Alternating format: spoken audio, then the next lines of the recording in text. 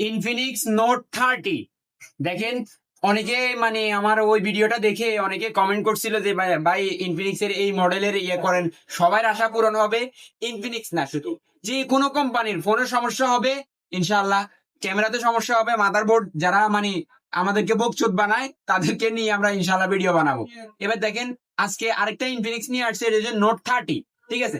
এটার মধ্যে ক্যামেরা দেখেন একটু, এই যে দেখান, এই যে একটা, দুইটা, এখানে তিনটা।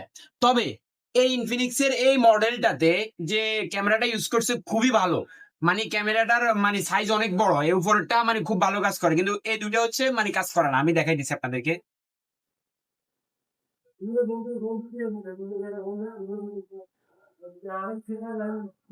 এই যে দেখেন, এখানে যে ক্যামেরাটা দিছে এটা মূলত ক্যামেরা না, এগুলা হচ্ছে আপনার এই এমনি ডেমো হিসাবে দিছে আর কি। আর এটা মেন হচ্ছে এটা, কিন্তু এটা অনেক এটা অনেক বড় একটা ক্যামেরা। এই যে দেখেন, একবার অনেক বড় একটা ক্যামেরা, যাক এটার লেন্সটাও অনেক বড়, ঠিক আছে।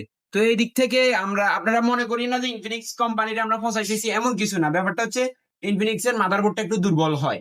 আর ক্যামেরার দিকটা অনেক সময় ইনফিনিক্স, টেকনো বা আইটেল বা সব কোম্পানি বেশিরভাগ ক্ষেত্রে ক্যামেরা গুলা ডেমো আকারে দেয়, ছোটখাটো দেয়, দেখতে বাজে দেখা যায়। ঠিক আছে, তো যেটা দেখাচ্ছেন সেটাই দেন আমাদেরকে, আমাদেরকে বকচোদ বানানোর তো দরকার নাই। এটাই আর কি।